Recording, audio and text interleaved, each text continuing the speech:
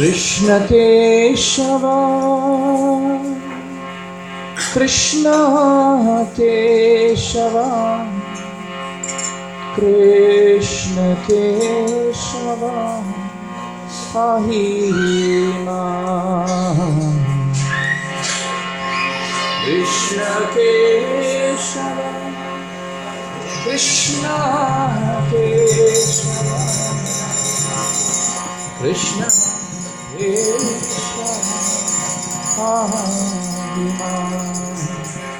Rama Rama Rama Raghav Rama Raghav Rakshama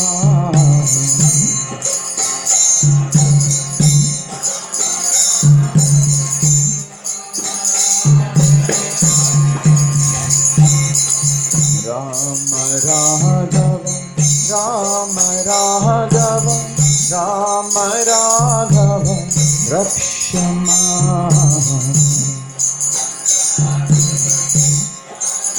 Jai Gauranga Mahaprabhu.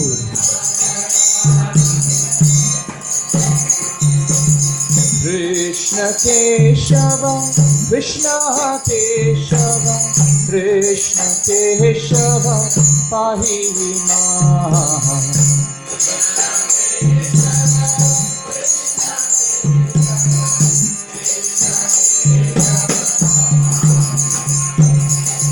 Krishna Keshava, Krishna Keshava, Krishna Keshava, Ahima.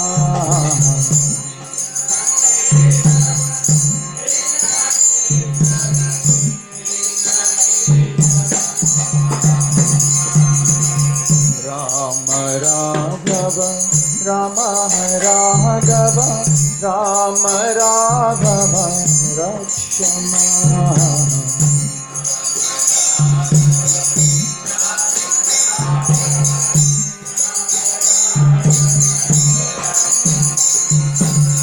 Rama Raghava, Rama Raghava, Rama Raghava, Rakshama. Jai Rama Raghava.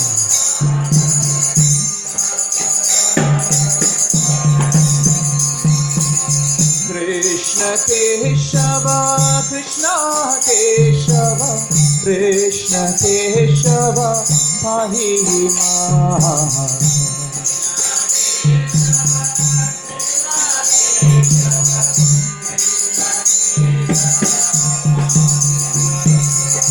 Krishna Keshava, Krishna Keshava, Krishna Keshava, Ahima.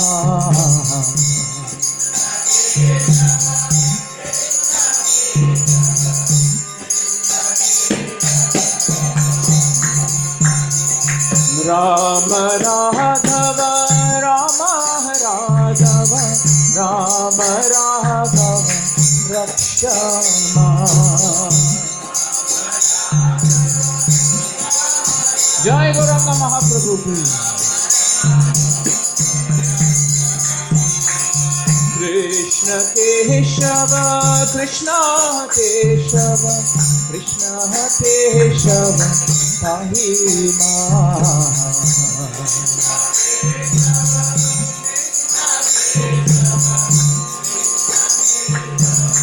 Hare Bol. Hare Krishna, Hare Krishna, Krishna Krishna, Hare Hare, Hare Rama, Hare Rama, Rama Rama, Hare Hare.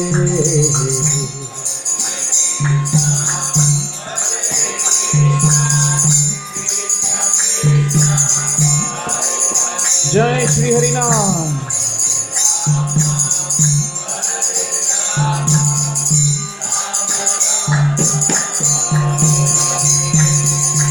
Hare Krishna, Hare Krishna, Krishna Krishna, Hare Hare, Hare Rama, Hare Rama, Rama Rama, Hare Hare. Jai Radha Gokul.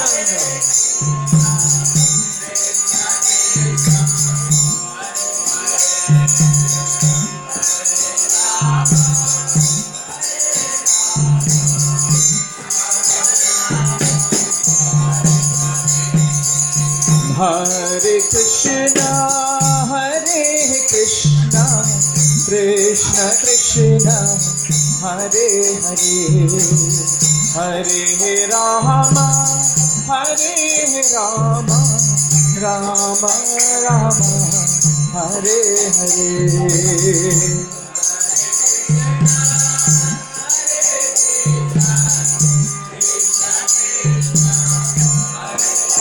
Haribo.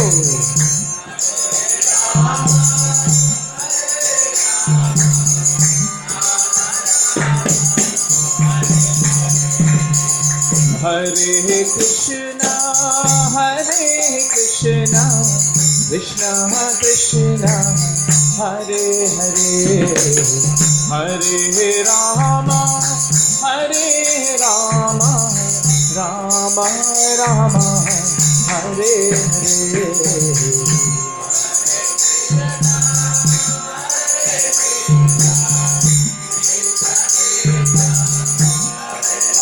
Holy.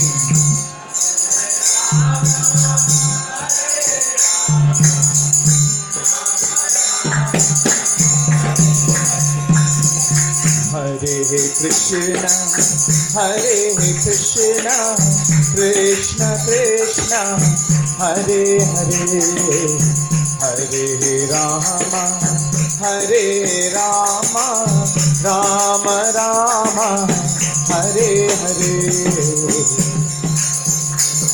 Haribo.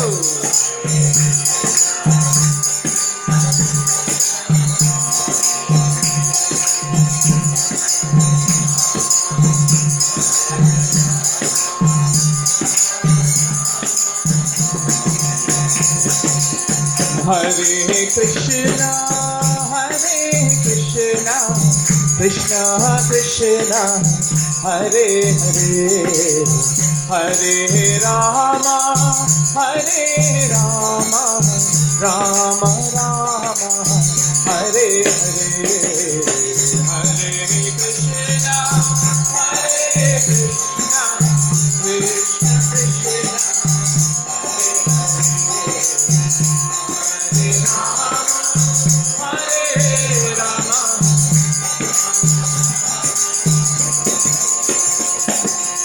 Hare Krishna, Hare Krishna, Krishna Krishna, Hare Hare, Hare Rama, Hare Rama, Rama Rama, Hare Hare, Hare Krishna, Hare Krishna, Krishna Krishna, Hare Hare.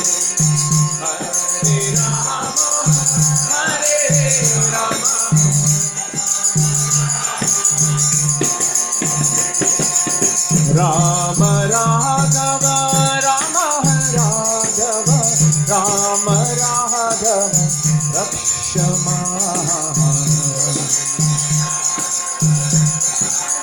Jai Rama Raghava. Krishna Keshava, Krishna Keshava, Krishna Keshava, Hare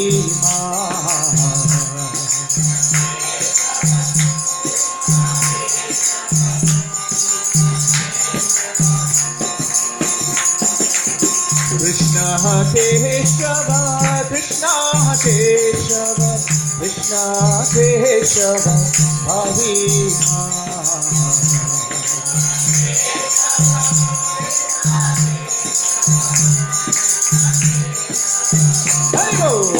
Hare Krishna, Hare Krishna, Krishna Krishna, Hare Hare, Hare Rama, Hare Rama, Rama Rama, Hare Hare, Hare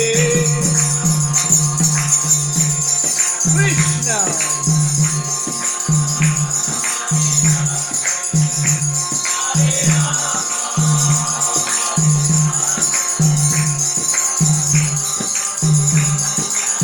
Hare Krishna, Hare Krishna, Krishna Krishna, Hare Hare, Hare Rama, Hare Rama, Rama Rama, Hare Hare, Hare Krishna. Haribo.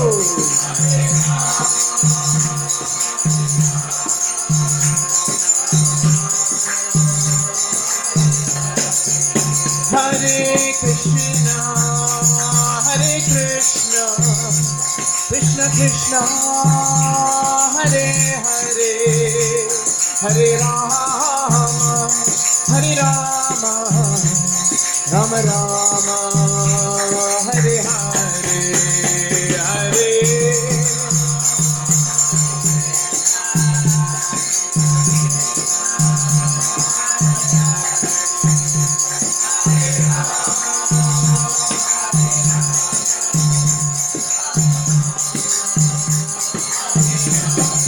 Jaya Radha Gokula Nanda, Radha Gokula Nanda Shri Radhe.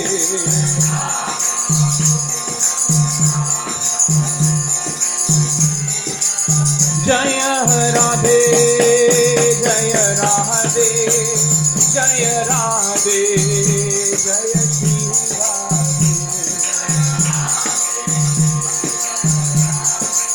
Jai Shri Radha Gokula Nanda ki. Nithai Gaura Haribo, Haribo, Haribo, Nithai Gaura Haribo. His Holiness Bhakti Marti.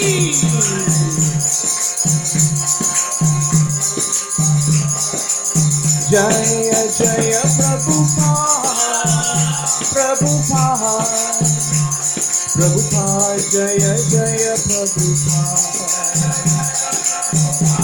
Prabhupada, Prabhupada, Jaya Jaya Gurudev, Gurudev, Gurudev, Jaya Jaya Gurudev.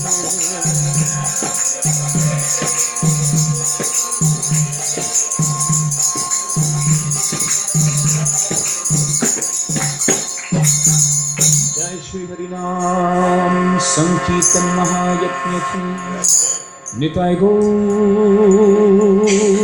Premananda.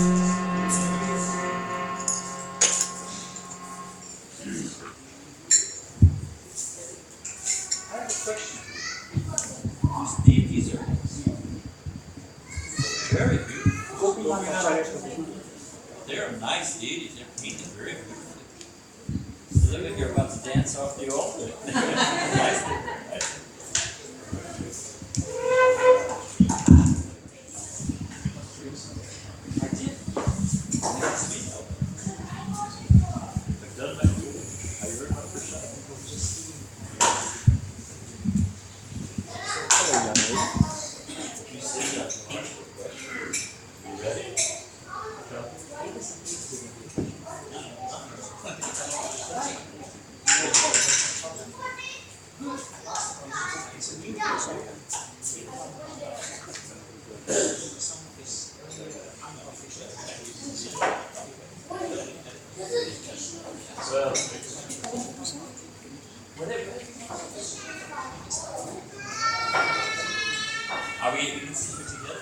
slide over.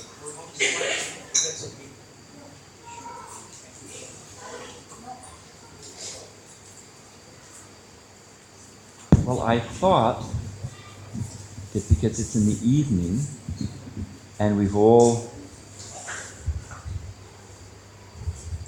been thinking about philosophy and we would do something light in the evening. So I thought I would just, not in any way did it, because it's very blissful actually, I thought I would just tell some experiences with Srila Prabhupada, some Prabhupada Leela. I didn't think you'd mind. I thought it was probably an easy sell, as they say in America. So let's get started with that. And we also have the good fortune of one of our senior sannyasis and a powerful preacher of Krishna consciousness, Bhakti Vikas Maharaj, coming. Did you tell them that? Yes, I did make Okay. the announcement. So any mistakes I've done, then he can clear up. You know, I asked Srila Prabhupada one time. I was a young temple president. I was once young. Let that be a lesson to all. Don't waste your time. It goes by quickly. So I was a young temple president. I was maybe 22 years old.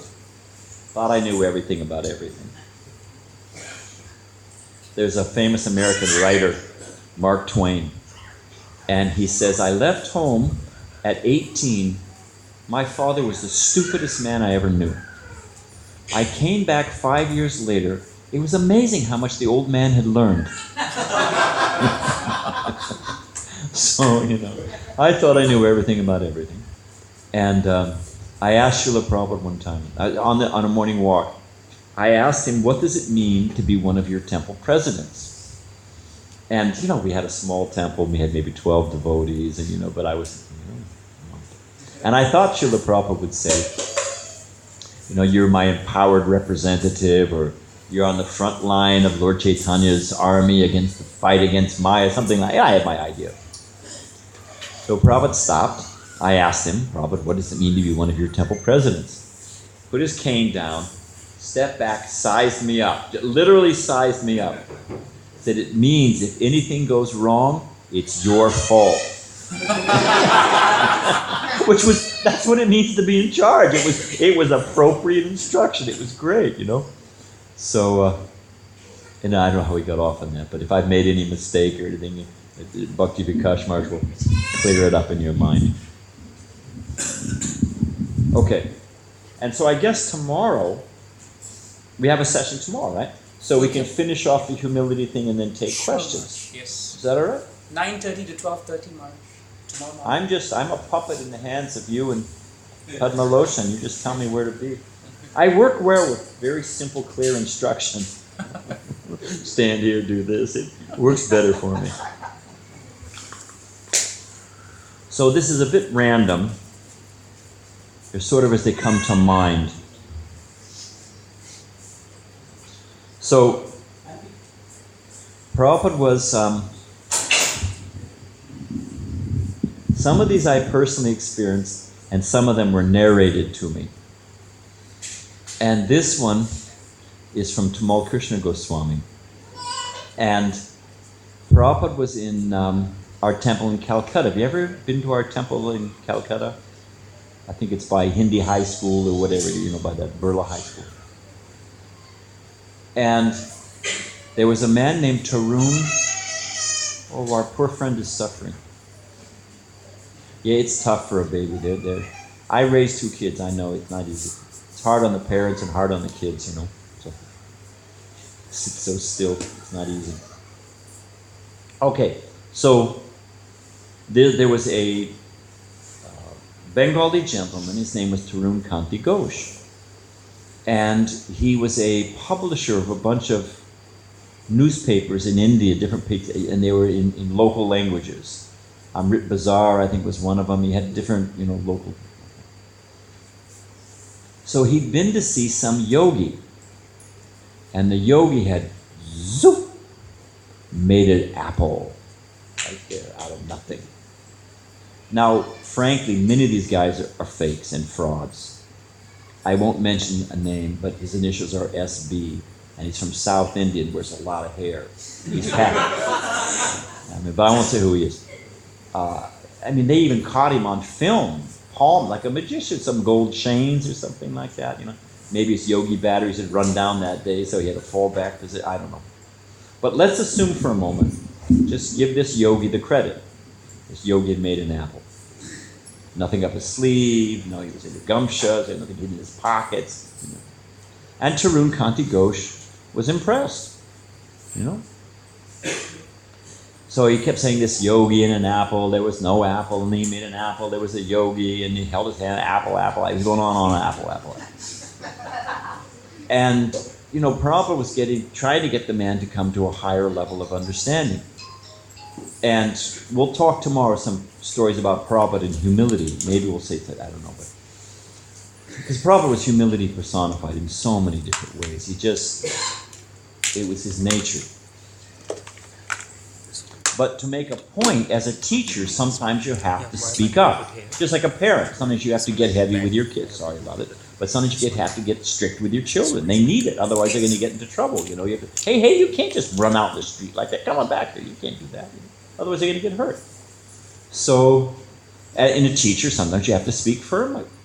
So, Prabhupada, this man, apple. So, Prabhupada was trying to make the point of the power of bhakti. And if you surrender to Krishna, So Prabhupada finally said to the man, he said, I came to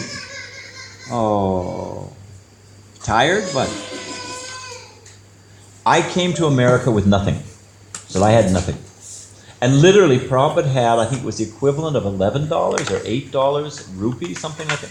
You couldn't convert rupees in America. They wouldn't even look at them in those days, So he literally had nothing. I think Prabhupada had a sock full of coins that someone had given him to use to take the bus to get down to Wheeler.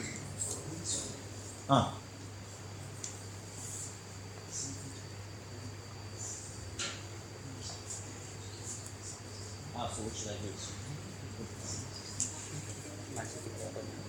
Okay.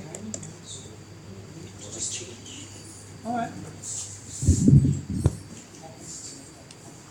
Too loud. In India, they crank it right next to 2 o'clock in the morning. No, you do have to. I can speak without it. I can get in trouble. Just quick point, we need to get closer because there's been a complaint that our Gita was very ecstatic and now he's loud and everyone's loud. So we have to try and come closer so we can all hear.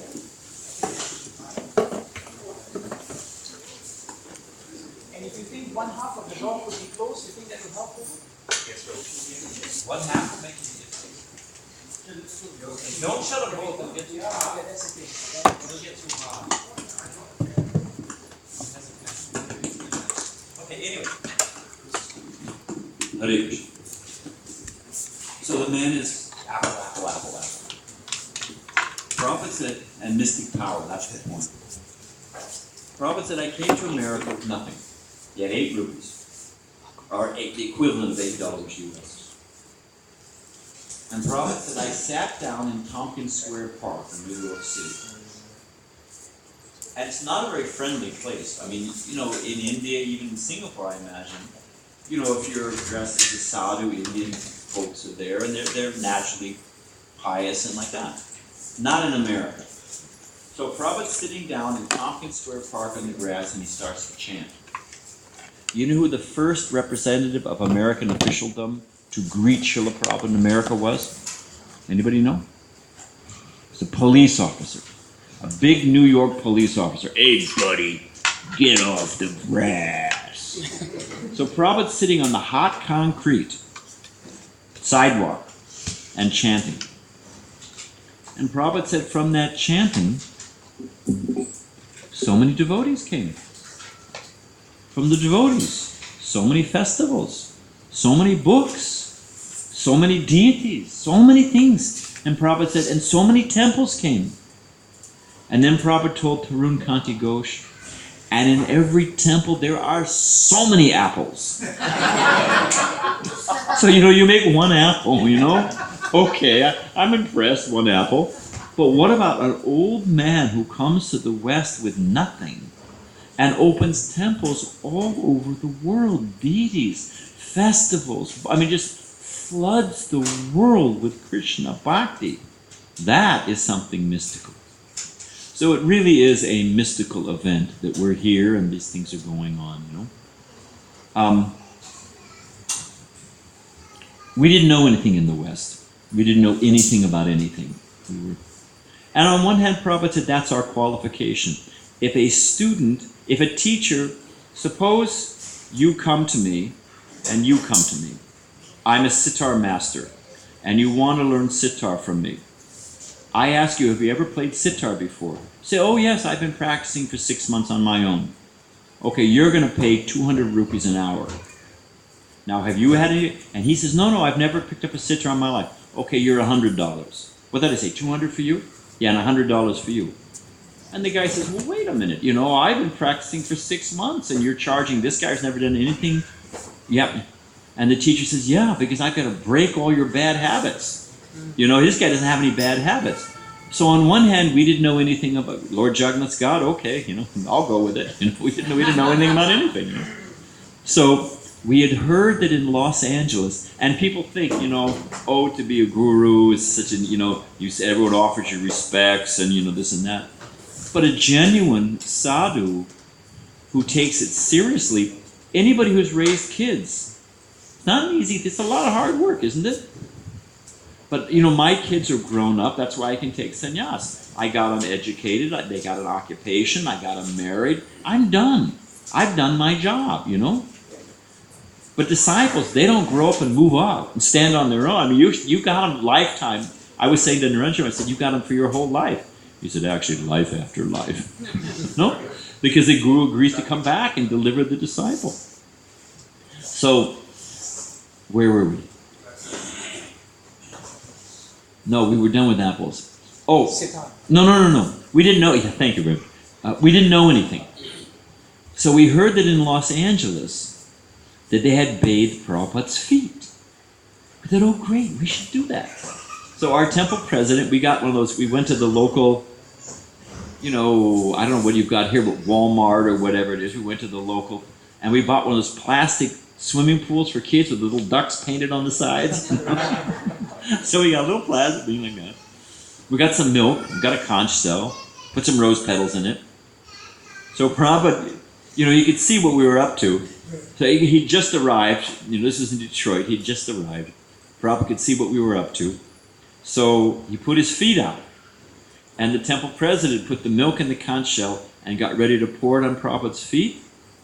Prabhupada said, oh, socks off. Oh, okay, that makes sense. Take the socks off. We were up, okay, take the socks off. And then we poured the milk, and it was ice right out of the fridge. It was ice cold. Whoa, Prabhupada pulled his feet back. He said, oh, note for future, warm the milk. We didn't know anything, And so Prabhupada just put up with it. It was unbelievably tolerant what Prabhupada, training us. Prabhupada was he gave his heart. He really did. I remember that Prabhupada had just come from the San Francisco Ratha Yatra, landed in Chicago early in the morning, went right into giving Bhagavatam class, went to the Chicago Ratha Yatra, did initiation in the Sunday feast lecture, and then late at night, he was showing each of the disciples how to chant Gayatri. Showing how you chant the mantras, how to do, the threat. And I was Prabhupada's guard. That was my shift. At 11 o'clock at night, 11:30 at night, I was thinking, I was beat, and I was a young man, And here is Prabhupada patiently showing each disciple. Tamal Krishna Maharaj told me, that I mentioned earlier Jayananda, and maybe that started the Ratha Yatra, and just a powerful saintly person. When Prabhupada went to give him Gayatri, he got very nervous. Sometimes if you see films of devotees, they're taking initiation, they forget the four regular principles, or they blank, I've seen it happen, I saw Prabhupada do this many, many times. He would hold the beads out, and he would say, the devotee, had been sincerely practicing and was now getting initiated and getting a nice spiritual name, and after lifetimes and lifetimes of suffering in this world, life after they're finally meeting a bona fide spiritual master back home, back to Godhead, Prabhupada would hold the beads out like this. Yes, Prabhu. Pretend you're with me. Yeah, immediately and Prabhupada would pull the beads up, and the devotee would miss. And he would say, and what are the regular principles? What do you promise? Then the devotee would, and how many rounds will you chant? Minimum, and then Prabhupada would give the beads. I saw Prabhupada do that many times. He'd pull them up, and you'd miss. He said, now, it's not so easy. You got to make a promise, And in the early days, Mukunda Maharaj told me, Prabhupada would hand the beads out, and they'd give the 4 regular principles, and Prabhupada would say, and no LSD, which is an intoxication. We used to take, a special clause for Kali Yuga, New Yorkers, But, because it's in the same vein, Prabhupada was at Henry Street in Temple in Brooklyn, and there was a small garden, very small, maybe, from that pillar, and maybe here, it was a small garden. It was in the back of the temple, and it was right outside Prabhupada's window. And again, it was a half basement. They do that in cold weather. It's up a little bit because it makes the house warmer. So the window was right up, maybe about 5 feet, 6 feet off the ground. And when it's light outside, dark outside and light inside, you can see in very easily. That you can't really see out because it's dark, but you can see in very easily. So they had a guard system to make sure that Prabhupada wasn't disturbed. People aren't chit-chatting and gossiping and outside, let Prabhupada have some peace and quiet. So to keep the garden quiet and free from devotees, they had a guard system. And my shift was from 1 o'clock till 3 o'clock a.m. And so I thought, well, Prabhupada's probably resting. And 1 o'clock at night, 1 o'clock a.m., the light goes on, and Prabhupada comes and sits behind his desk. And he starts his translating work. And he's got the, Pradumna Prabhu, his Sanskrit student, Prabhupada. He would do the basic, word for word. Look at this Devanagari and translate word for word, and then give the translation, the text. And then Prabhupada would look at it. He'd check the Sanskrit, he'd check the word, make sure it was okay. But no need for Prabhupada to do the root and all that stuff. Let some, that's sort of pedantic, or, basic. So let them do it. And then Prabhupada would correct it. So, and then he would give his purports. So I could see in crystal clear. And I saw Prabhupada, looked at it, made some check like that, sat back, chanted and thought about it. Then he reached back, pulled Bhagavad Gita back, read Gita, said a few words of his purport, sat back, chanted and thought about it. Pulled down his Bhagavatam with 5 different commentaries, Sridhar Swami, Vishnu Chakravarti Thakur, Bhaktisiddhanta Saraswati Thakur, Bhakti Vinod Thakur, and I forget who the 5th was. It may have been, anyway. So, 5 different purports. Prabhupada read that. Then he pulled down his Upanishad. He was pulling down his books from the bookshelf. And I was thinking, like all the little rivulets come out of the Himalayas, and they pour in the Mandaki, and then it goes into the Ganga, and then it goes into the ocean. I was thinking all these Shastras and all these Acharyas, all these saintly people, Prabhupada's taking all of that into his mind. And then he's speaking just according to our place, our time, place, and circumstance, modern people, and what are they thinking. He was taking all that, distilling it, and giving the crystalline message onto the page, So I was a young man, and I was chanting japa quietly, But the more I thought about it, I said, I'm actually getting the association of Veda Vyas via Srila Prabhupada. So originally I was chanting Hare Krishna, Hare Krishna, Krishna Krishna. And the more I thought about it, even in my own little heart, I began to feel some deep happiness. That was Hare Krishna, Krishna Krishna, Hare Hare. And then I thought how all the rivers are flowing out of the mountains and into the ocean, and I'm getting that. I was Hare Krishna, Krishna Krishna. Prabhupada, it was summertime, so the window was open with no screen. Prabhupada took his glass of water, threw it out, went all over me. It's like, hey, I'm working here. I could throw a boot at a cat making noise or something like that. I'm saying, I'll be shaking him, I was thinking, But I was actually, my mission was to keep the place quiet, so. And I was thinking, but I'm blessed. I've got Prabhupada, water all over me, So it's not easy, what Prabhupada was doing. Didn't happen just automatically. Tamal Krishna Maharaj told me a story. Well, that one I told you yesterday. I was sitting in San Diego. At, like Prabhupada, sometimes they say, show me God. Like God is so cheap. I mean, can I snap my fingers and whoever your prime minister is, I want to see you, or if I don't see you, I don't believe you? Is he going to just show up here? Can I snap Obama? Come here. If Obama wants to see me, he may be listening right now for all the CIA. The black helicopter will land. I'm gone.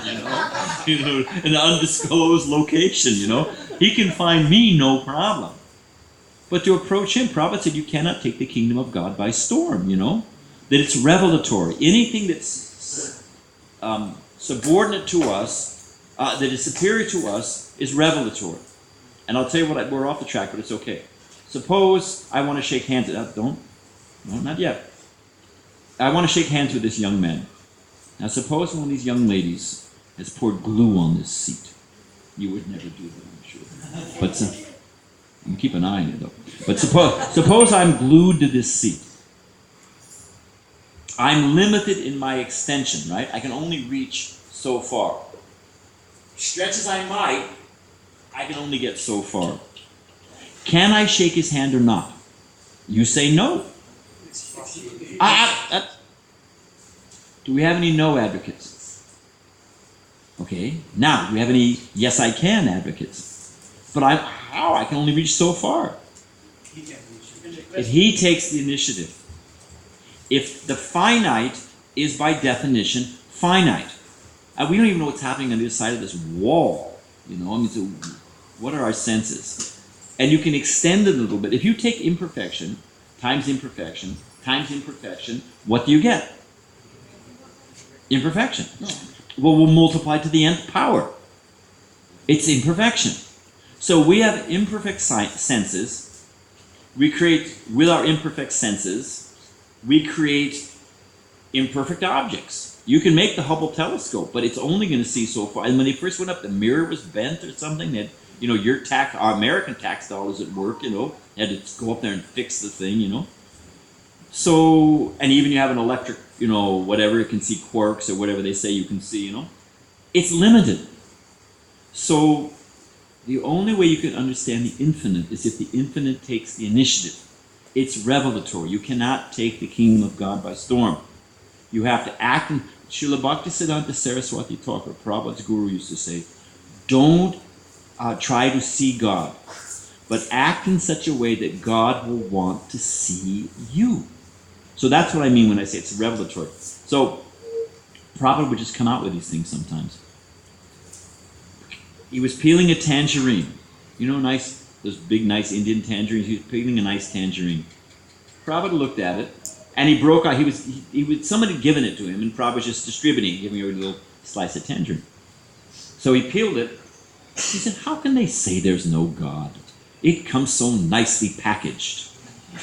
Think of individual servings, It's biodegradable. Everything we make, we're going to be buried under plastic. That's what's going to be the end of the world, But Krishna, it's all organic. It's all, it's no food additives, no color, It's just the real thing, and it comes so nicely packaged. Again, this time I was there. I was there for that one too, and I was there in Los Angeles. And it was a cold day, relatively speaking. Maybe it dipped down to the 50s or something. That's cold for us, Fahrenheit.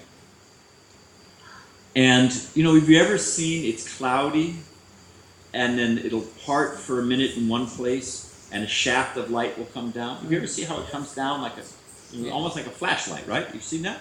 Yes. So Prabhupada was sitting like this, and there was a window behind him. And we were all sitting out, we were all, as they say in Australia, all rugged up. Everybody had hats and chadars and catting. It was a little cold. And Prabhupada was speaking. And all of a sudden, evidently a cloud had parted, and this ray of golden light came right through Prabhupada's window, and you could measure it. He was like in this square. You've seen that sometimes. He was in this square of light, this shaft of light. And Prabhupada, who never missed a thing, the mood had changed, and we saw this, And Prabhupada said, yes. He said, someday you will feel this light like your lover's embrace. And Krishna says, I'm the light of the sun and the moon, I'm the pure taste of water, I'm the original fragrance of the earth. So for a devotee, the premise was, can you show me God? Prabhupada used to say, that's not the question. The question should be, why can't you see God? The mystic power of God, God's loving embrace, is all around us if you have the eyes to see. So the tangerine was one.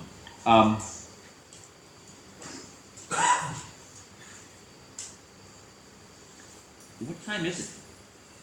It's 8:30. He's delayed in traffic, Maharaj. All right, so we He's got a little delayed. time. Yeah. So Kamal Krishna Maharaj told me this. Prabhupada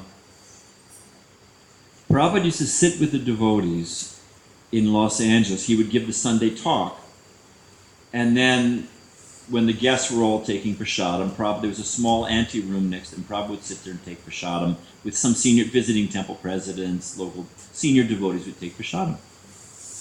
And they would give Prabhupada a big plate, and Prabhupada would take a little bit and then distribute, right? So there was a gulab jamun. You know gulab jamun? Everybody knows gulab jamun. Prabhupada one time said, I was there, Prabhupada held up a gulab jamun and said, we are not non-violent, these are our bullets. And they've shot down many a materialist's life, take nice Krishna prasadam. This is off the track. Madhavisa told me this. It's completely blissful. I mean, we should always try how to present Krishna consciousness nicely. Chaitanya Mahaprabhu was always strategizing. He took sannyas, just how to bring people together. So we should always be thinking how to spread Krishna consciousness nicely, how to induce people, how to make it comfortable for people, how to make it attractive. That's what we got a brain for. We should use our brains, Anyway, he was the British High Commissioner. That's like the ambassador. He was a big guy. And somehow he was connected with the United Nations, and somehow or other he'd been stationed in India or whatever. Whatever it was. He came to see Srila Prabhupada. And he was he had his tailored $2,000 suit on with his French cuffs. I mean, the guy was a dandy, as we say in America. He was, his silk tie and the whole thing. He was really put together materially nicely. And at the end of the thing, Prabhupada said, is there any prasadam? Prabhupada wanted people to take prasadam. And the devotees came, all they had was this big bowl of gulab jamuns. They didn't have any plate, they didn't have any napkin, they didn't have anything. And the guy wanted to go, he was, So Prabhupada said, here, give me your hand. The man put his hand out, and Prabhupada put this big gulab jamun, boom, in his hand. And you can imagine, it's going down his fingers, it's going up his French cuffs and the whole thing, and he's standing there with this juicy gulab jamun, kind of looking at it like, well, okay, And then Prabhupada didn't back off a bit. Prabhupada said, take. So the guy had never seen no gulab. He bit into it, goosh, and it's all over. It's over his thigh, it's on his chin. And the devotees think, we'll never see this guy again. That's it, he's gone, Prabhupada didn't back off. Prabhupada said, no, whole thing. And somewhere the guy stuck this whole gulab jamun. Sometimes they make those nice, big, succulent gulab jamun. He stuck this whole gulab jamun in his mouth with juice all over everywhere. The devotees think, we'll never see him again. He finally swallowed it and he said, I think I'll have another. Somehow or other Prabhupada could sense where this guy was at, So, another gulab jamun story. So Prabhupada took a little, he was sitting there, LA Temple, the old LA Temple, La Cienega, Sunday feast with the devotees, and senior devotees.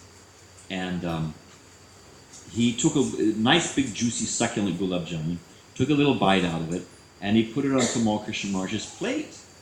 So this, Mahaprasadam is it's offered to Krishna. And Mahaprasadam has been tasted, prasadam has been tasted by a pure devotee of Krishna, is especially potent, If you eat off a diseased person, I'll ask you guys, you sat in the front. If you eat off the plate of someone who's diseased, who's sick, what usually happens? Yes, you're very intelligent, you get sick too. And when you get sick, different sicknesses have different symptoms, right? Sometimes you upset stomach, you get a fever, you get a headache, right? Different symptoms. Well, we're taking Krishna prasadam. What makes it prasadam is it's off Krishna's plate. It's been offered to the Supreme Lord, and we're taking off his plate. So Prabhupada said, what will happen? You eat off a diseased person's plate, you get their disease. Prabhupada said, you eat off Krishna's plate, you get Krishna's disease. Well, what is Krishna's disease? Every disease has symptoms, isn't it? Prabhupada said that symptoms are Sat Chit Ananda, eternity, knowledge, and bliss. And then Prabhupada said, you catch Krishna's disease, there's no cure. So that disease we want to catch, So Maha Prasadam. And there was a group of brahmacharis sitting, and young men, householders, they were sitting in a small circle with Prabhupada. Prabhupada distributed a little bit of his prasadam to everyone, Mahaprasadam. And Tamal Krishna Maharaj had this, and he was a brahmachari at the time. He had this big gulab jamun that Prabhupada had taken a little bite out of. So he was savoring it. And brahmacharis, you've got to feed brahmacharis nicely. They need nice prasadam. They work hard. Prabhupada said an army runs on its stomach.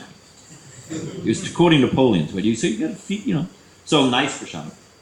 So he took that Tamal, finished off one plate, very reverentially transferred the gulab jamun to the second plate, finished off the second plate, very reverentially, transferred to the third plate. So he was savoring it. He was saving it.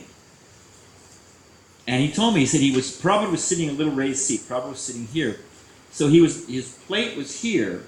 So he was distracted. He was looking at Srila Prabhupada. And he was meditating on Prabhupada's ear. He was seeing how Prabhupada's ear is beautifully like the Lord Buddha, nice, long, beautiful, elegant ear. He was looking at Prabhupada. And he was seeing how Prabhupada's ear is perfectly shaped like a transcendental radar dish, for catching Shabda Brahman, spiritual sound. So he was having all these nice meditations on Prabhupada's ear. While he was looking the other way, there was this devotee named, what was his name? Jai Gopal was his name. And he was an infamous prasadam thief. And he reached over and he grabbed Tamal Krishna's gulab jamun right off his plate, and he ate it. And Tamal, he was Tamal Krishna Goswami, he was a young brahmachari, little pat, grabbed him right in front of Prabhupada and was ready to whack him. It's a true story. But he had the wherewithal to ask. He had a little sense control. So he said, Prabhupada, can I hit him? Prabhupada said, what did he do? He said, he stole my gulab jamun. Prabhupada said, Vaikuntha qualifications. Prabhupada said, there's two types of devotees. Now don't take advantage of this story. But Prabhupada said there's two types of devotees. There's devotees who distribute prasadam, and there's devotees who steal prasadam. And Prabhupada said, and they're both transcendental. Tamal Krishna Maharaj told me this one. And you can see it still. If you go to the Radha Damodar temple in Vrindavan, and if you've been to the Radha Damodar temple, that's, the Jiva Goswami, right in Seva Kunj, it's the heart of the spiritual world, And the six Goswamis, although they had their individual bhajan places, Manasa Ganga, wherever they were, top of Govardhan Hill, or wherever they were, but they would meet, and they would discuss, what are you translating, what are you translating, I have a question about this verse, they would share, they would describe, So, when you go into the Radha Dhamma, there's the area that's Prabhupada's kitchen. There was the kitchen and it overlooks Rupa Goswami's Samadhi. And there's the other room that's kind of long. There's a beam. There's two columns and a beam that goes across. Big, thick beam. You can see it. And in the beam, there's a cutout. There's obviously some compartment above. So Tamal Krishna Maharaj noticed it and said, Prabhupada, what is this? Prabhupada said the Goswamis used to hide things there. The six Goswamis were personifications of renunciation, Tamal Krishna Maharaj asked, what did they hide? Prabhupada said, oh, probably prasadam. Actually, they used to keep their pens and their writing implements with them. So, let's see.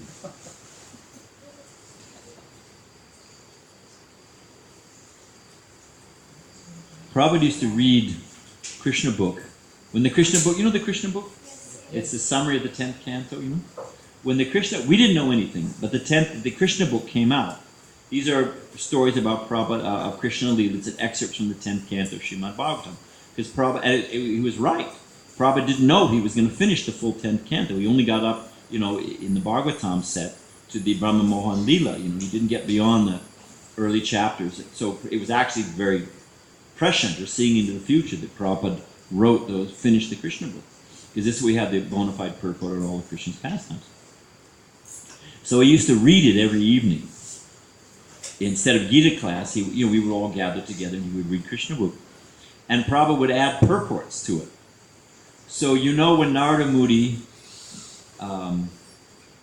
meets Kamsa, and to speed up Krishna's appearance, he fires up Kamsa, and he says that, you can't trust this Vishnu, he cheated your brother Hiranyaksha.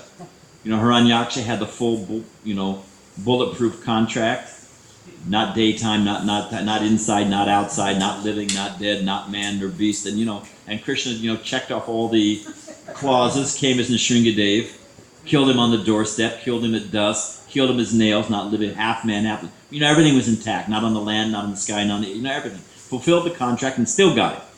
So Narada says, you can't trust Vishnu, he's very sneaky, you can't trust him. And Kamsa, this is Prabhupada narrating, he said, no, but I'm promised the 8th son is going to kill me. He said, but how, you don't know how Krishna's counting. You're thinking 1, 2, 3, 4, 5, 6, 7, 8. But what if he counts like this? 1, 2, 3, 4, 5. Then the first becomes the 8th. Or what? And Prabhupada's counting on his fingers. Or what if you count starting 1, 2, 3, 4, 5? Then the fourth finger, you better kill them all. So Prabhupada would add things like that. And of course, this is far over our pay grade. But Prabhupada said that, no, this next one. Well, that one was too good. When Krishna's, you read in the Krishna book that Krishna's dancing with the gopis and giving them all equal attention.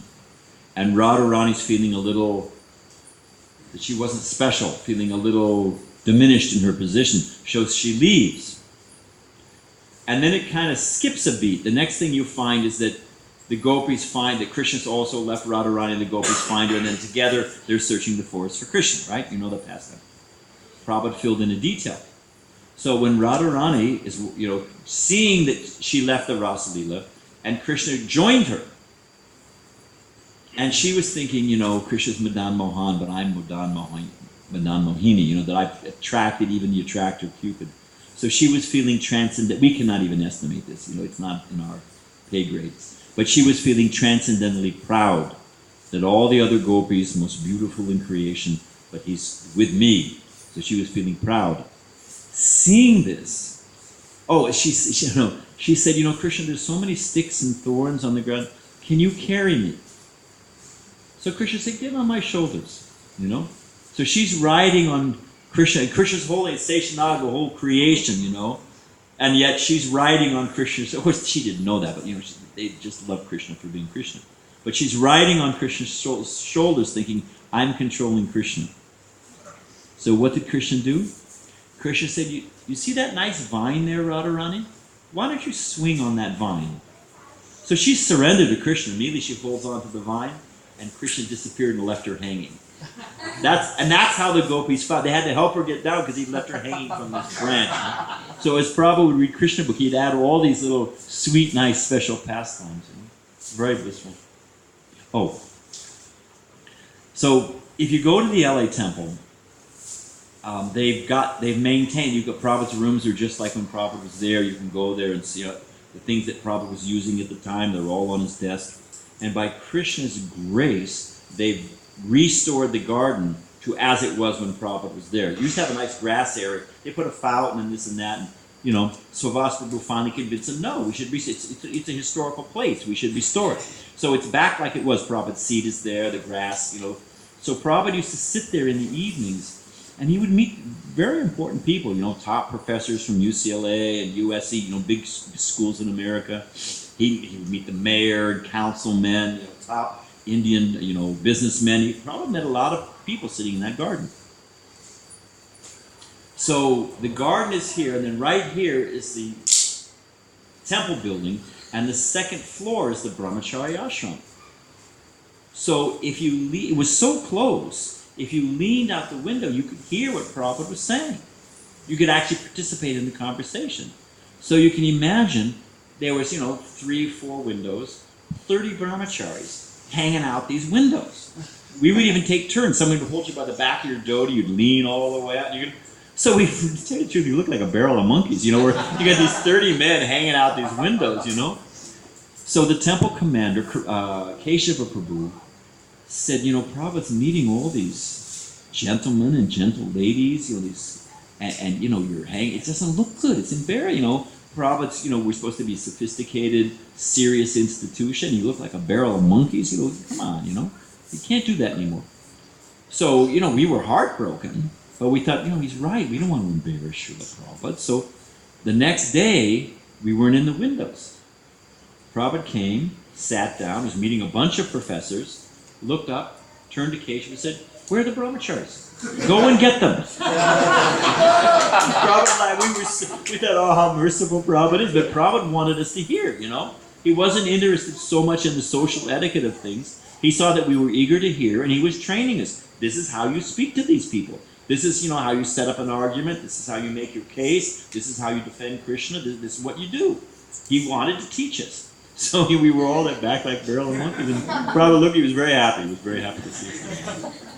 So in that darshan, and to his credit, you may have heard the name Stilson Judah. I don't know, but he was the head of the Theological Union, UC Berkeley. It was up there with Harvard and University of Chicago, one of the top theological schools, philosophy courses. It was one of the top in America, one of the top in the world. And he was the head of things, Stilson Judah. And he liked Prabhupada. He could, he and Prabhupada he would go on morning walks with Prabhupada sometimes. But the way they met is Stilson Judah, because here they have a life, for them it's a living experience, bhakti in the West. How is it applied? And so they were coming in there, they were studying it as a phenomenology. You study the thing in its practice. So they were coming. And there were professors from USC. There was somebody from Marriott, what is it? Mary's, I forget the Mary's College. It was a top Catholic school. So there they are. Now, evidently, the conversation had come up on the morning walk. So when Prabhupada asked the question I'm about to explain, he knew how Bhakti Subdhamana Maharaj was going to answer, because they talked about it in the morning. So it was like Prabhupada would do this sometimes. He would have a foil, or he'd have somebody, he'd set it up. So they all assembled, maybe 12 top professors in their field, theology, philosophy, world religions, Prabhupada asked, so what do you teach? The man said, I teach religion. Prabhupada said, what does that mean? He said, well, it's the science of understanding God. So Prabhupada said, so tell me, who is God? Can you describe God to me? And they said, well, it's unknown, it's beyond words, all that stuff we hear, it's not the finding, it's the journey. I mean, nobody mails a letter like that. If you want to mail a letter and you're in a foreign country, don't you ask, where's the post office? You say, no, don't tell me. I want to find it on my own. Well, if you're serious about mailing your letter, you ask somebody, well, where, and you're serious about it. If you're actually serious about understanding the absolute truth, you don't, well, it's not the finding, it's the journey. Forget it.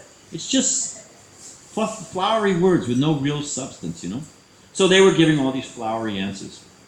And Prabhupada turned to Bhakti Subdhamana Maharaj, his PhD in chemistry, and said, he says that he's teaching love of God. He's teaching about God, but he doesn't know who is God. What do we call that? And evidently from the morning walk, Barbara Sudrovic, you can hear his young voice. He chirps, right? He says, Oh, if he's teaching but doesn't know, he's a cheater. He's not teacher, he's cheater. And these professors, I mean, nobody says anything like that to them, you know? And they were just shocked, you know?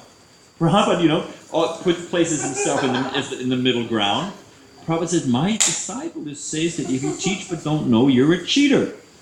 You know, and then they're all stumbling, and you know, it was a perfect lead-in. You know, just popped their hot air balloon or their big chapati full of hot air and brought them back down to earth, you know.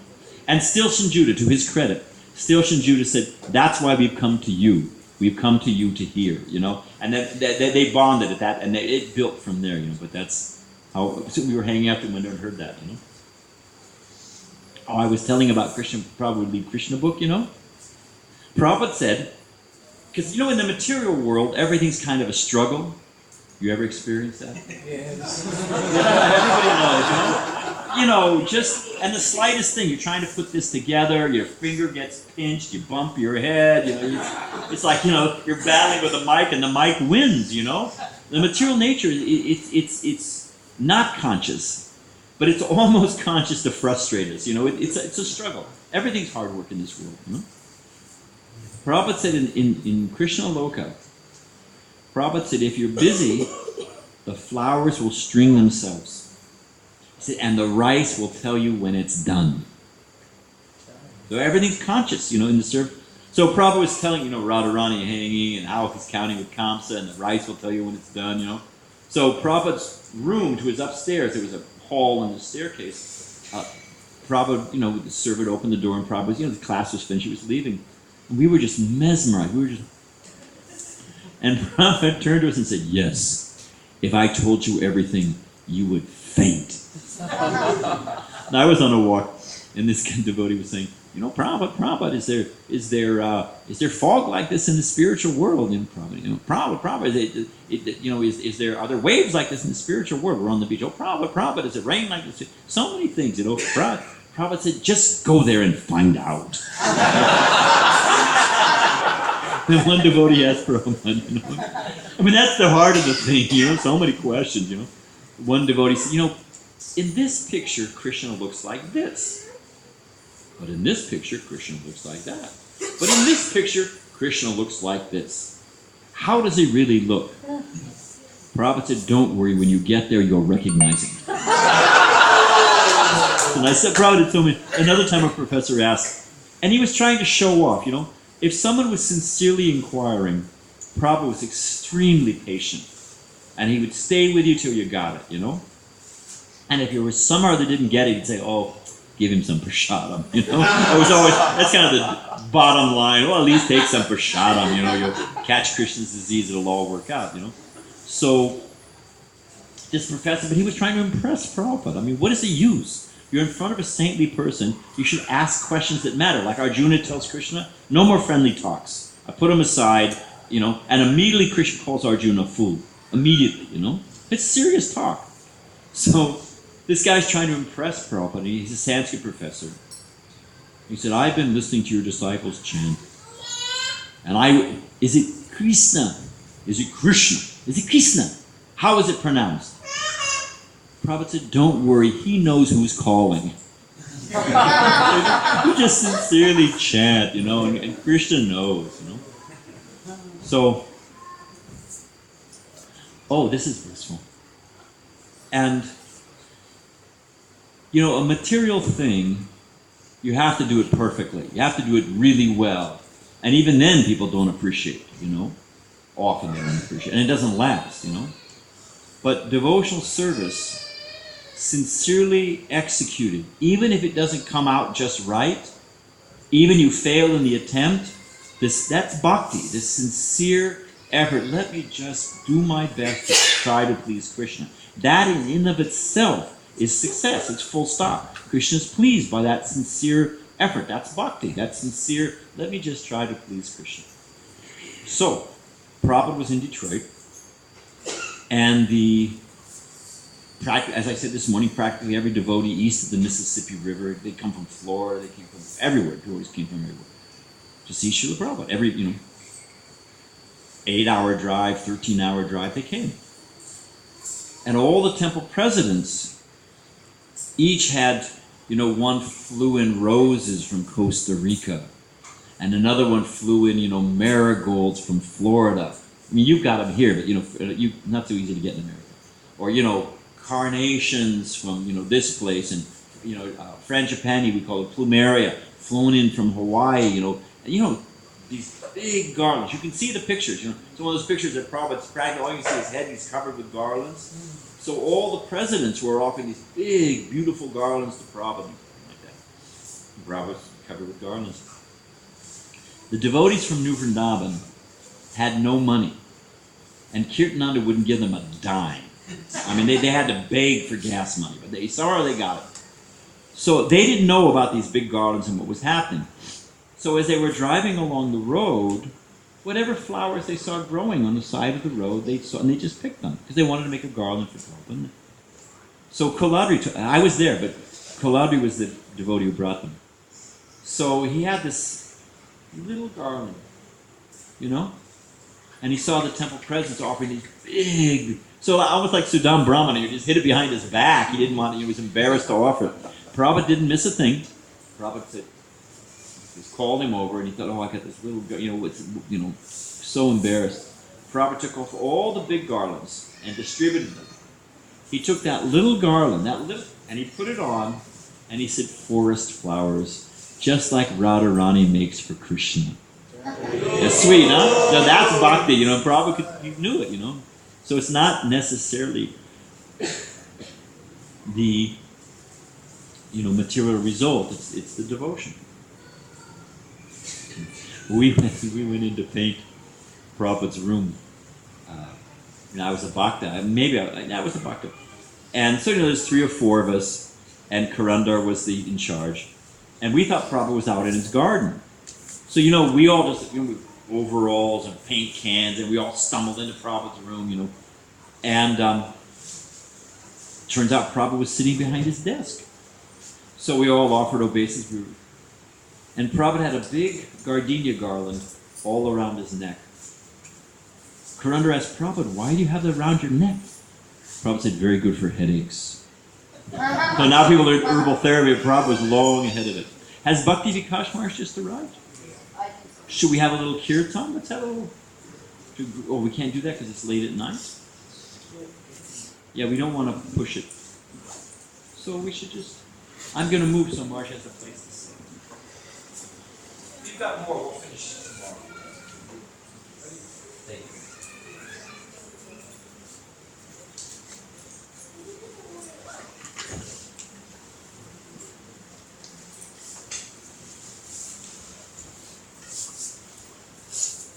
Hare Krishna.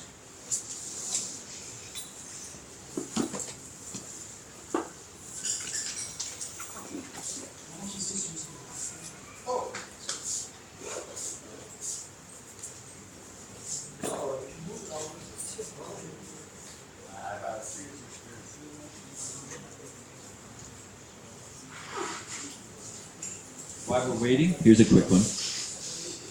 Prabhupada's on a morning walk with Nayana Baram. And Nayana, he's a nice devotee, but he was a bit of a speculator. And he said Prabhupada, can we practice Hatha Yoga? Prabhupada said, it's not so important. He fell back, and he came back, and he said, Prabhupada, we practice Hatha Yoga, will be good for... Prabhupada said, all right, it's good for exercise. If we relegate it to its right position, I'm not going to find the absolute truth by Hatha Yoga. For some exercise, fine. Oh, Prabhupada said, you can do, what is it called? And he went like this. The military, they did the jumping jacks, calisthenics, If we relegate Hatha Yoga to its right, it's good exercise. Then the devotee came around again. He's a skinny little guy. You all know Brahmananda? Big Brahmananda, skinny little guy. And then little Nayana Baram. So he asked Prabhupada a 4th time, Prabhupada, you think practice Hatha Yoga? Prabhupada stops and says, you see Brahmananda? He doesn't practice Hatha Yoga, and he can snap you in half. I've never asked about Hatha Yoga. And you can remind me tomorrow, when I was a guest, I wasn't even living in the temple, and how Prabhupada was accosted by a disheveled, crazy man and how Prabhupada dealt with him and Brahmana. It's very, you'll like it. Very much.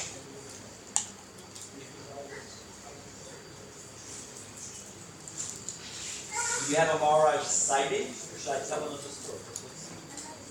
No, I did you see him? Okay, just quickly.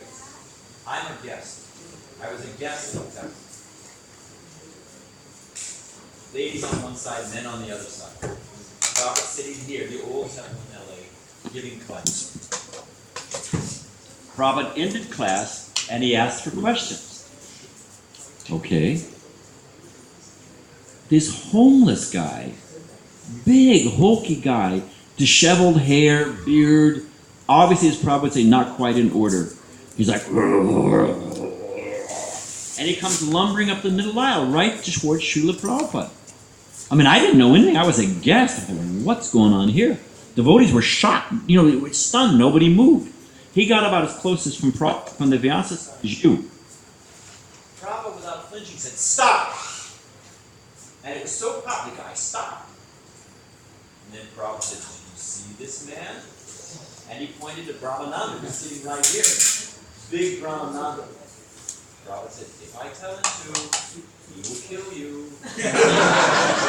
And the guy sat right down, and Prabhupada went on like nothing had happened. Went right on talking to him. And I thought, I had my idea, Shanti, Shanti. Prabhupada, it was clean. It completely handled the guy. Prabhupada was fearless, and nobody got hurt. He sat right down. Prabhupada went on like nothing happened. I thought, now that is far out. That's spiritual. You have a Bhakti Vikas site? Yes. We do? Yes. Not coming, it's not the same as the sighting. Yeah, I did have the sighting. Is he moving in this direction? Yes, yes. Oh, very good.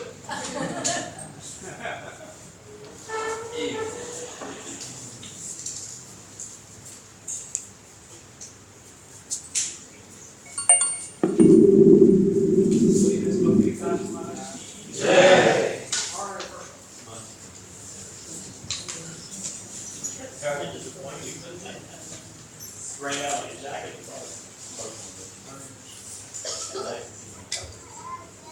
Yeah. Very good.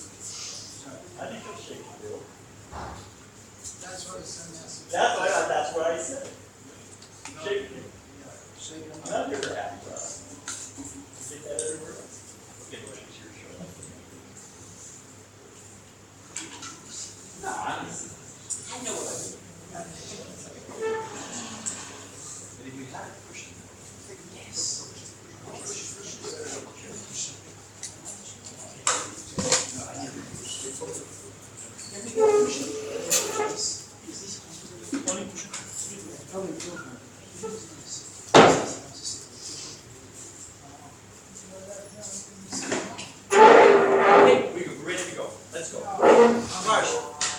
You're the speaker. You're representing Vyasdev. So in that, as sannyasis, and representing Vyasa, you're in a special position. That worked pretty well, didn't it? Just thought.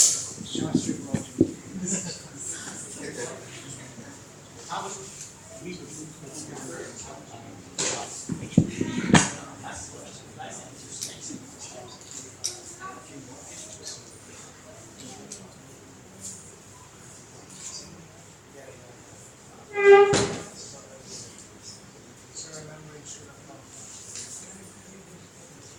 We can offer fan. Want this one off, March? Okay, both fans. Can we get this fan off also? It's off. It's off.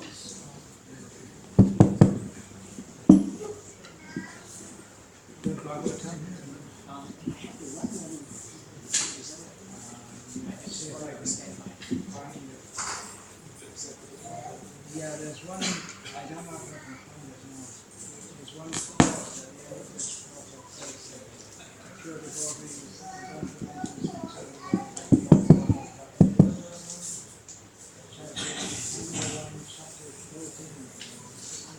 you should know. Srimad Bhagavatam inside out. That was his specialty. Srimad Bhagavatam. When he was thrown out of the temple, he got a job at the gas station. Just enough money to pay his rent. So he spent 2 hours a day. Very small thing. Sorry,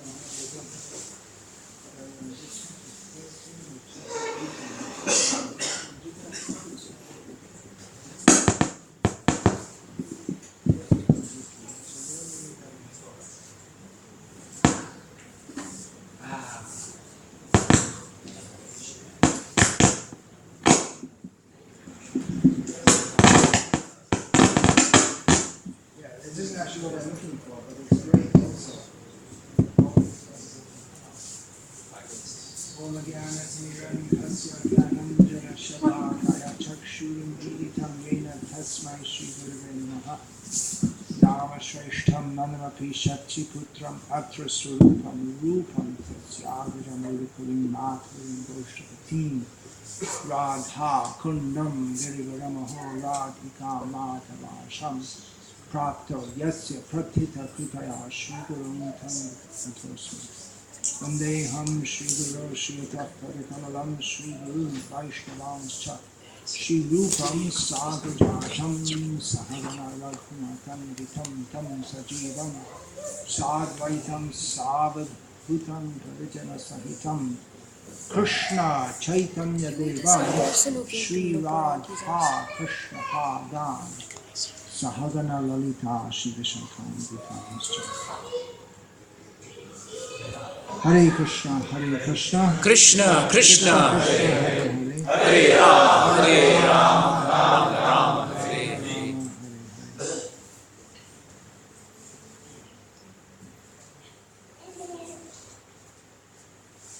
The topic is Srila Prabhupada.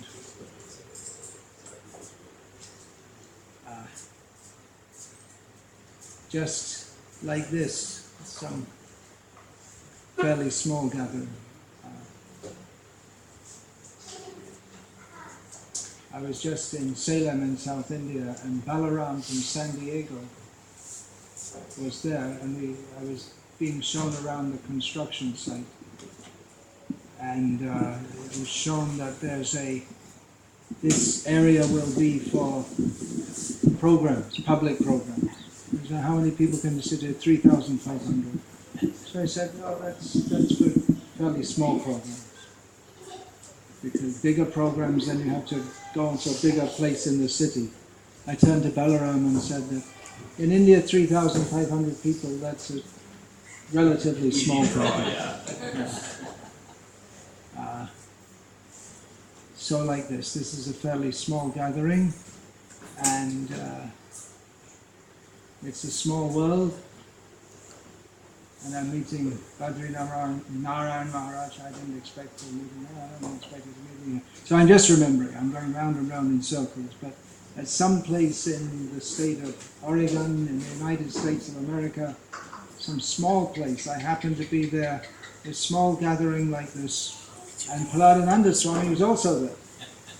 Somehow or other. They're both in the same place. Lesser known place than Singapore.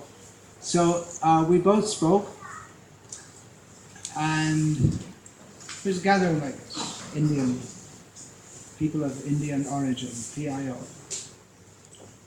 And after we both spoke, there were questions, and someone in the audience, or the devotees asked, please tell us about some pastimes that you witnessed with Srila Prabhupada. Pradananda Maharaj's answer was no. That's what he said. He said no. He said just as Srila Prabhupada himself was reticent to speak about his Guru Maharaj, but he spoke his instructions. He always emphasized on the instructions of his Guru. So in the same way, he said, I don't want to speak in a way that is some kind of, people take it as a kind of entertainment.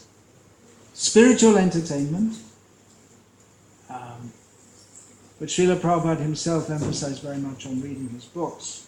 So, Although sometimes he would speak, focus on that appearance that he would say so many things about it. he would, yeah. Yeah. So it's not off the, Yeah. it's not Yeah, yeah. off the. And you can also speak in structure while you're speaking the story. But go ahead. But Srila Prabhupada very much emphasized on reading his books. We may often think that we can know Prabhupada best by recalling pastimes of Srila Prabhupada, and that's certainly a very important aspect of knowing him. But Srila Prabhupada himself said, if you want to know me, read my books.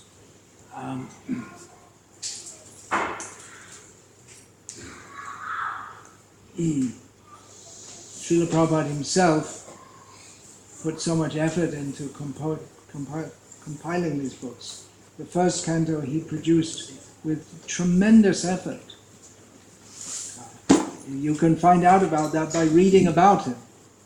Right? With tremendous effort, while in India with no money, even as he was writing the books, he had no money to print them. How the money was to come, that came later. And while he was traveling all over the world, when everyone fell asleep, exhausted, trying to keep up with them, they couldn't keep up with them throughout the day, then he would be up at night translating these books. So I'm just going to read one paragraph from Srila Prabhupada's books, from the first canto, chapter 13, which is appropriate for understanding Srila Prabhupada. Srila Prabhupada writes, such is the power of pure devotees of the Lord. This is chapter 13 of the first canto. Text number, it's only written in Sanskrit, it's text number 18. Such is the power of pure devotees of the Lord. The Ganges water is accepted as pure, but one can become purified after taking, and one can become purified after taking a bath in the water of the Ganges. But as far as the great devotees of the Lord are concerned, they can purify a degraded soul even by being seen by the low-born, and what to speak of association. This is a paraphrase of one line, or one verse from a song by Narottam Das. Does anyone know that? I was at a Bengali gathering last night, so they all know that. Do you know that? Gangara, anyone? Gangara Parasha Hoile? Anyone? No? Paschate Pavan Darshane Pavitra Karo E Tomar Gun. So Srila Prabhupada's paraphrasing this here. Lord Sri Chaitanya Mahaprabhu wanted to purify the whole atmosphere of the polluted world by sending qualified preachers all over the world, and it remains with the Indians to take up this task scientifically and thus do the best kind of humanitarian work. As in all of Srila Prabhupada's purports, every word is packed with so much import. If we're to what does it mean to take up the task scientifically? That could be the topic of a long discussion. And the best kind of humanitarian work. Humanitarian work, what is that? Schools, hospitals, feeding the poor. The best kind of humanitarian work is that people will fulfill the purpose of human life, which is to get free from birth and death. That's the first stage, and to attain to pure love of Krishna. And that why Indians should take this up? Well, Srila Prabhupada is again taking up from Lord Sri Chaitanya Mahaprabhu. Lord Sri Chaitanya Mahaprabhu wanted to purify the whole atmosphere of the polluted world by sending qualified preachers all over the world, and it remains with Indians to take up this task scientifically. Why Indians? But again, we should go to a Bengali verse. Bharata Bhumite Hoilo Manusha Janmaja Janma Shathak Kari Karo Para Upakara. Each word is so much meaning. Janma sharthak, sa'artha, with meaning. Should make your life meaningful or successful. Or it could be taken another way, which is mostly why Indians go all over the world. Sa-artha. Artha also means money. So they're also going to get money all over the world. But that kind of artha from the standpoint of paramartha is nirartha. Can you all follow? That comes in Tamil also. The North Indians, they can easily follow. Hindi, आप सब हिंदी बोलने वाले हैं क्या? ज़्यादा? अच्छा, तो हिंदी में anyway, I started in English. You all understand English also. In Singapore, it's required. Actually, it's getting like that all over the world.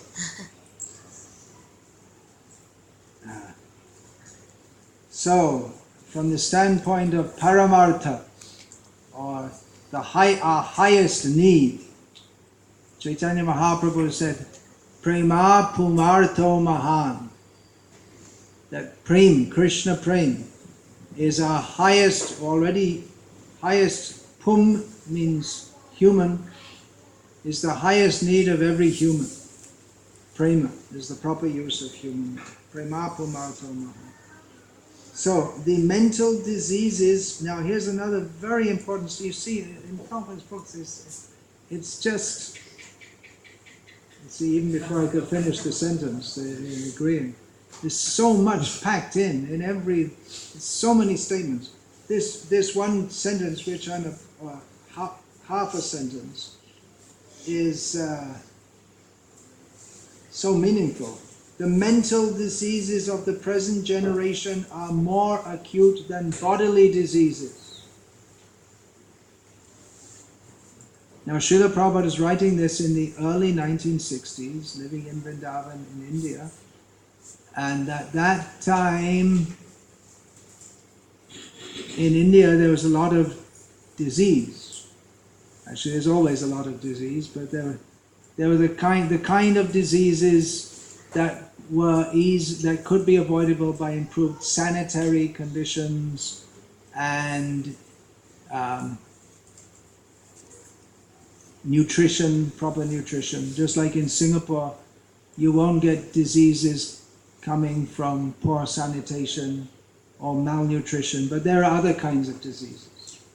See, if you adjust life to get rid of one kind of disease, then by nature's law another kind of disease comes.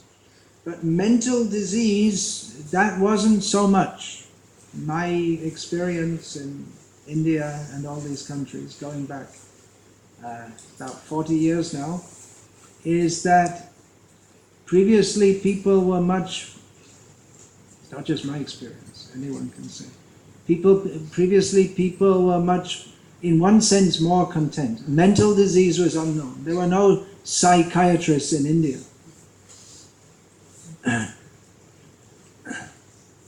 And even the people who were what is called clinically, what do they call that? Clinically insane? Or they don't use words like insane anymore.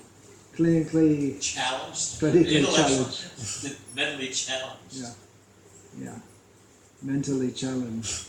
But they're still, they're more like the kind you still find in India on the streets, completely filthy, dressed in some rags, directing the traffic, with everyone ignoring them, especially at the middle of the day in the summer when it's 40 Celsius, that kind of crazy. And they're also, they don't bother anyone, and they themselves are just in their own world.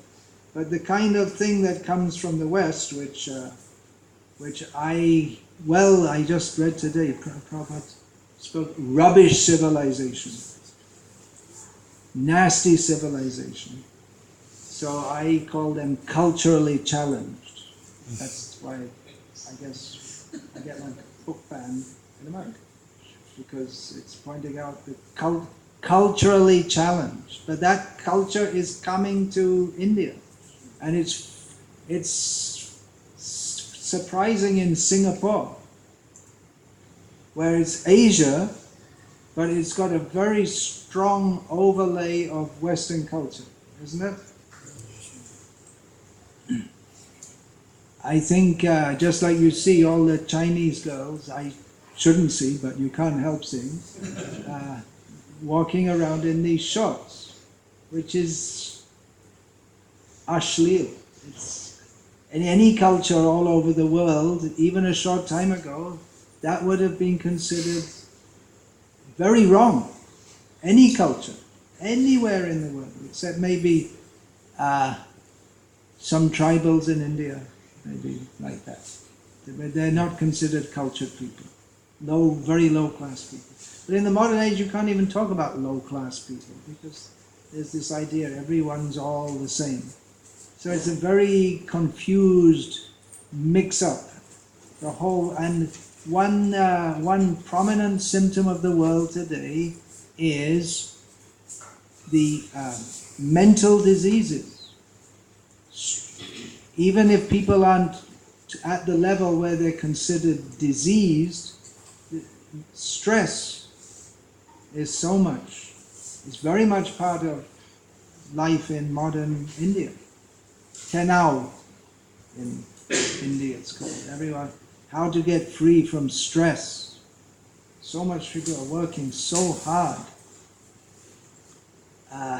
Last night I went to a little program and I was told there are less devotees there than usual because tomorrow, which means today, is Good Friday, which is a holiday. It's a mandated holiday. So the bosses, they make the workers stay late hours the night before because they're getting a holiday the next day. Just see how they're squeezing every drop of blood. And naturally, physically, mentally, people are suffering so much. So I'm just saying this, I'm supposed to be talking about Prabhupada, but I am because I'm just pointing out how you can make a whole book based on practically any line in Prabhupada's books. He is absolutely in touch. Yukta ityuchyate yogi samaloshtashma kanchana. He's yukta ityuchyate. Yogi means one who is linked up. So Srila Prabhupada is completely linked with Krishna directly. And as he comments on the Bhagavatam, which is Krishna, he came to give us Krishna. How did he give us Krishna? He gave us Krishna by the holy name, by the holy books. So he gave us Krishna. And Krishna manifested himself through Srila Prabhupada, particularly in his writings, among which his Bhaktivedanta purports are his life's major work, which he considered his most important offering to his spiritual master. For Srila Prabhupada, what was the most important thing in his life? Was it the holy name? Was it Krishna? Was it preaching? Well, all of these answers would be correct, but they can all be understood in the context that for Srila Prabhupada, the most essential thing in his life was pleasing his spiritual master. And everything else was linked or subsumed in that. So, the mental diseases of the present generation are more acute than bodily diseases. It is quite fit and proper to take up the preaching of Srimad Bhagavatam all over the world without delay. Mahattamanam Abhidhana also means dictionary of great devotees, or a book full of the words of great devotees. Such a dictionary of the words of great devotees and those of the Lord are in the Vedas and allied literatures, specifically the Srimad Bhagavatam. I was looking for something else. There's a statement about pure devotees in another purport. I can't remember exactly where it is because I just came in here and I was going to speak about something else. But I was told to speak about Srila Prabhupada, which I'm very happy to do. I just came across that. Came across means that's another wonderful thing about reading Srila Prabhupada's books. And we hear about this also in, that's very common among people who study Shastras, even the Bible, the Quran, that even though they've read it many, many times, but they come to read and something speaks to them, some statement just exactly fits their question. They may have a question. I've heard among Christians, some have the practice of when they have some question on their mind or some doubt, they pray to God and open the Bible and they read it. Have you heard of this? Yeah. So we find that also, even though we may have gone through these books many, many times, and we read and we find it's fresh, as if we never, or the import of this just speaks to us. So practically, Srila Prabhupada is speaking to us through his books. As he mentions in this first canto, in the 4th or 5th chapter, I can't remember, he refers to Narad Muni, who has kindly appeared in the pages of Srimad Bhagavatam. So, Bhagavatam means Krishna. Krishna is not alone. Krishna is always with his great devotees. Krishna is here. Radharani is here, although her name isn't mentioned. You won't find any gopis' names mentioned in the Bhagavatam, but they're all there. Nanda Maharaj is there, Yashoda is there, the residents of Dwarka are there, all the avatars are there, all the acharyas who have commented are also there because Srila Prabhupada is a follower of the acharyas. He would study the acharyas' commentaries while making his reports. So, Hare Krishna, I won't speak much. I know you've had a long day and you all want to get up early in the morning. It's a good program, early to bed, early to rise. Or, even if you don't get early to bed, at least early to rise. It's a good program, so I want that. But for most of us, as I was also reading today, Srila Prabhupada said, what is this body? Bones and stones. We have nothing to do with these bones and stones. But he said, anyway, you look after these bones. With the idea we have to look after them so we can practice Krishna consciousness.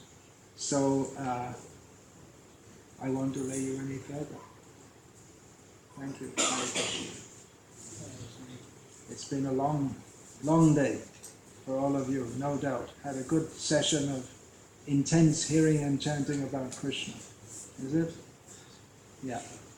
Shravana Kirtana Kara Anukhana Ashata Pachala Chari Kahe Premananda Manusha Janama Shafala Karona Bhari. You know this? Heard this? No. You're nodding like this. Maybe you can follow. Shravana Kirtana Karo Anukhana. In Bengali, Anukshan means Niranta, Satata, Sadaiva, always. Asata Pachalachari. Pachal is Hindi Gapshap. Asat Gapshap Chordo. Just give it up. Stop talking nonsense. Hear and chant about Krishna. Kahe Premanand. This is the author of the song. Manusha Janama Shafalakara. Make your human life perfect by hearing and chanting about Krishna. Nabhari means don't wait. Don't wait and think, when I'm old, I'll do it. Do it now. That's his message. It's a very good song. It's the last lines of one song. There's one line in there, which I can't remember just now, but it gives the purport.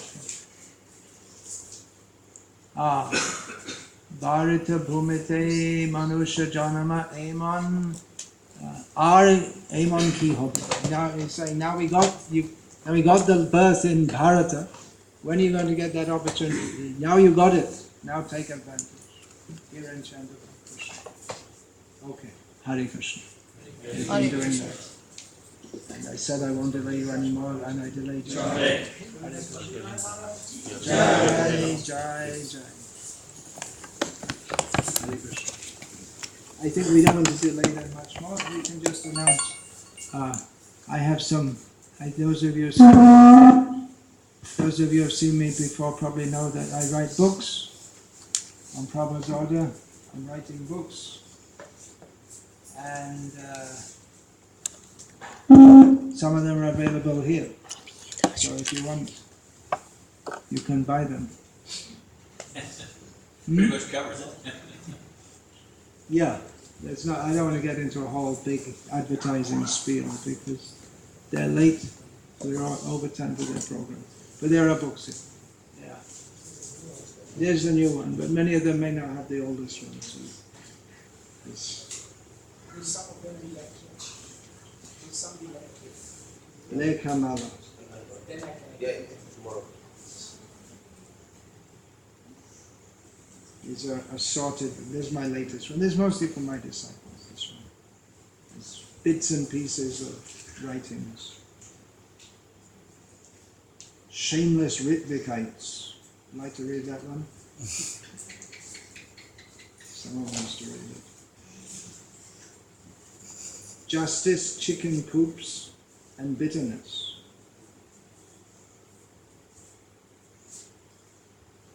Child protection, another perspective. Yeah.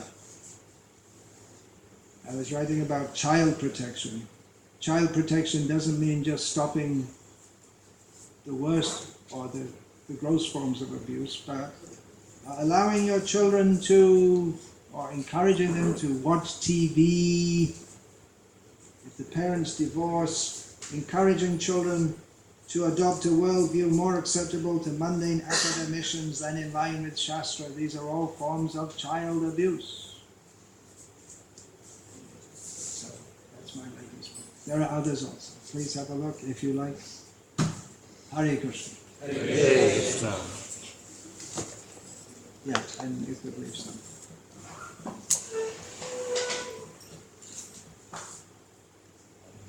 Hare Krishna.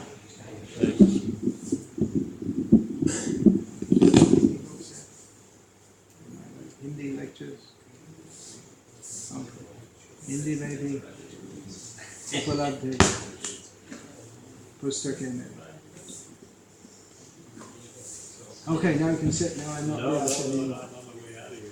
Oh It's been a yeah. long day. It's been a long day. Sorry, I delayed you. I delayed you all. It wasn't my idea to come here.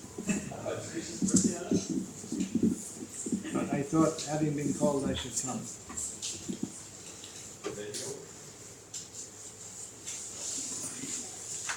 Hare Krishna. See you all tomorrow.